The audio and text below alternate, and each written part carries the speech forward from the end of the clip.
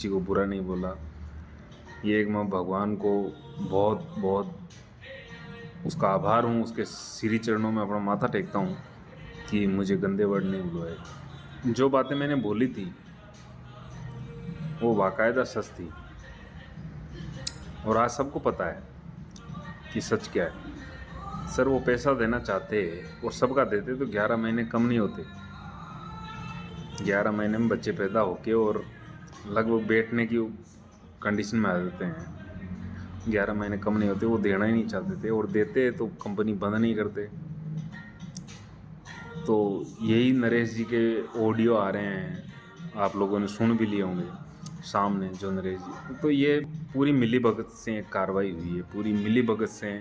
ना मैं जानता था ना आप जानते थे कि कौन पीड़ित है और कौन गुमराह करने आया कौन क्या। नरेश ने एक बुलंद आवाज़ उठाई तो मैंने सोचा कि भाई नरेश पीड़ितों के पक्ष के लिए आया और पक्का ये होगा। लेकिन फिर मैंने धीरे धीरे सोचा कि यार नरेश तो इनके नज़दीक का है। तो 1 महीने से ओपी को जयपुर से या नागौर से सीकर पहुंचने में, उनके गांव पहुंचने में लगा है। तो नरेश को, रूगाराम जी को और इन लोगों को तो पहले पहुंचना चाहिए था, लेकिन ये नहीं पहुंचे।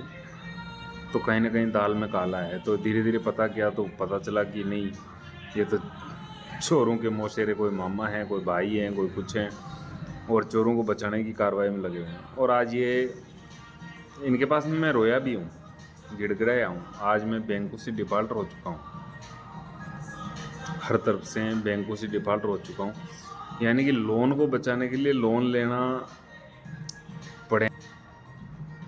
यानी जो नेक्सा भागते टाइम लगभग 70,000 की किस्तें थी वो आज 1,10,000 की हो गई। आज धीरे धीरे मैं डिफ़ॉल्टर हो गया हूँ। अब मैं बैंकों का कर्ज नहीं चुका सकता इस 25-30 हज़ार की जॉब से। पैसा कभी बोला इसी नरेश काजला ने कि ओपी तो बेनिफिट में है, ये है वो है। और मैं बोलता हूँ कि मेरे कहीं गलत नहीं गए जितने भी सवाल थे। 3 करोड़ रुपए ये बीकानेर से भी लेके आए। इन्होंने लीडरों को वापस लूटा, लीडर इनके दबाव में थे। भरपूर रिलेशन निभाया इन्होंने, भरपूर गुमराह किया। आज ओला जी कहाँ हैं जो नवंबर में जहर खा के अपना वीडियो वगैरह डालते थे और 25-25 लाख में फैसला लिया। आज ओला जी कहाँ हैं? सब चुप, सब साइलेंट। आज गोकुल साहब कहाँ हैं? नहीं, सब बच रहे हैं पैसे के चक्कर में। धर्म युद्ध है ये, बिल्कुल धर्म युद्ध है। मरना मंजूर है, मर जाएंगे, लेकिन वो पुष्पा वाला डायलॉग है, झुकेंगे नहीं साला।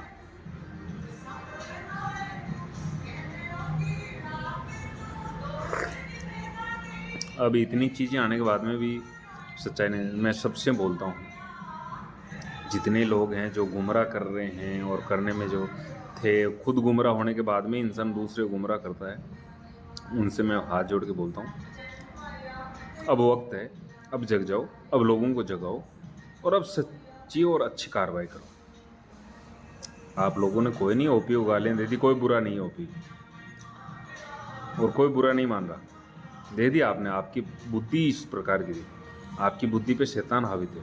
चाहे उसमें मनु महाराज हो, नीरज तिवारी जो, आज कहाँ गए नीरज तिवारी जी? बिल्कुल साइलेंट मोड पे हैं। कभी तो बोलते थे कि मैं सबूत के साथ में, तथ्यों के साथ में बात करता हूँ। कहाँ गए तिवारी जी? बिल्कुल साइलेंट मोड में सो गए आप। शीतल मैडम प्लीज, आप दुर्गा का रूप हैं, कहाँ गई आप? तो ये गुमराह ना करें। और रियलिटी यही है, ये देना कुछ नहीं चाहते। देने के एक ही उपाय, या तो लिखित में लो या कोर्ट में ये एक्सेप्ट करें, कंडीशन बेल पे हैं। वो चीज़ें हो नहीं रही है और वो चीज़ें ये करते तो अब तक पीड़ित सब शांत थे और करते।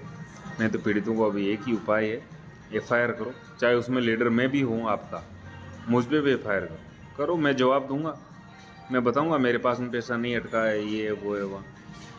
करो एफआईआर। मैं आप लोगों के बोल रहा हूँ कि सबका अगर भला हो रहा है इतने लोगों का तो मैं जेल काटने को तैयार हूँ, लेकिन एफआईआर करो, अपने हक के लिए लड़ो प्लीज़।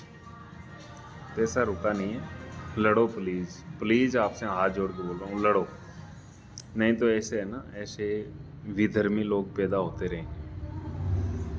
आज इनके साथ में कुछ नहीं होगा तो कल कुछ नया खड़ा करेंगे, कुछ नए लोग खड़े होंगे, इन्हीं में से खड़े होंगे। यही चीज़ है।